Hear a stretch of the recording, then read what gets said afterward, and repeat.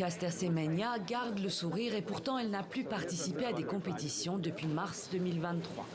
Ces dernières années, l'athlète sud-africaine passe plus de temps dans les tribunaux que dans des stades.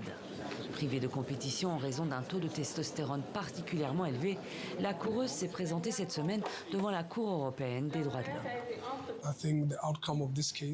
Je pense que l'issue de cette affaire est très importante pour que les jeunes femmes ne soient pas confrontées à l'injustice, à la surveillance, au jugement, à la déshumanisation et à la discrimination. Mais j'espère que le jugement nous sera favorable. Un jugement qu'elle espère lui donnera de nouveau le droit de courir le 800 mètres.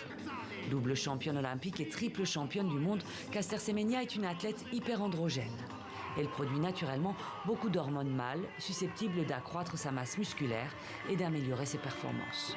Or, depuis 2018, la Fédération internationale d'athlétisme impose aux athlètes hyperandrogènes de baisser leur taux de testostérone en prenant un traitement hormonal.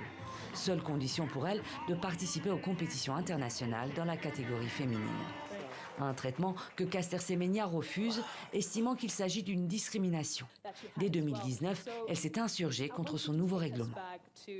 En fin de compte, je suis une femme. Si vous voulez catégoriser, ça ne veut pas dire grand-chose pour moi, mais au bout du compte, je suis une athlète. Je fais des performances et je travaille dur, tous les jours. Mais le règlement a été validé en 2019 par le tribunal arbitral du sport et confirmé en 2020 par le tribunal fédéral de Lausanne. Leur argument, l'équité des compétitions. Pour les juges, un taux de testostérone comparable à celui d'un homme offre un avantage insurmontable. Alors Caster Semenya a saisi la Cour européenne des droits de l'homme qui lui a donné gain de cause en 2023. Pour la Cour, l'athlète a été victime de discrimination et d'une violation de sa vie privée. Mais les autorités helvètes, appuyées par la Fédération d'athlétisme, ont saisi la grande chambre de la Cour, sorte d'instance d'appel. D'où l'audience de mercredi.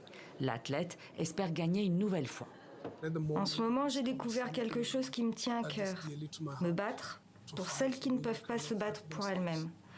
Si on parlait de compétition, je dirais simplement que je peux concourir quand je veux, parce que j'en ai le droit.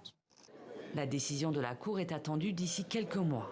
Ces 5 années de feuilleton judiciaire ont eu un coût financier énorme pour l'athlète qui a dû lancer un appel aux dons.